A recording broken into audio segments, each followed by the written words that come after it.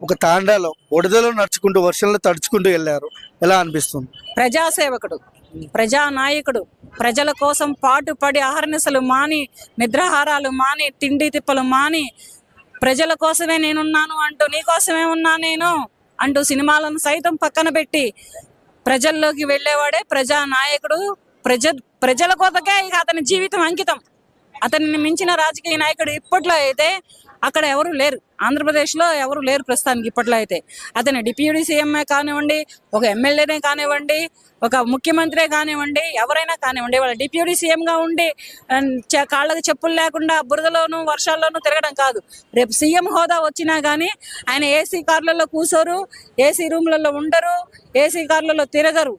ఆయన ప్రజల్లోకి వెళతారు, ప్రజల బాధలు సాధకులు కనుక్కుంటారు. నేను ఒక సవాల్ విసిరాను, ఏ రాష్ట్ర ముఖ్యమంత్రికైనా, ఏ రాష్ట్ర రాజకీయ నాయకులకైనా నేనే ఒక సవాల్ విసిరాను. ప్రజల్లోకి వెళ్ళండి. మీరు ఏసీ కార్లలో తిరగడమో, హాయిలు పెడతామో, నమస్కారాలు పెడతామో కాదు. మీరు ప్రజల్లోకి వెళ్ళండి.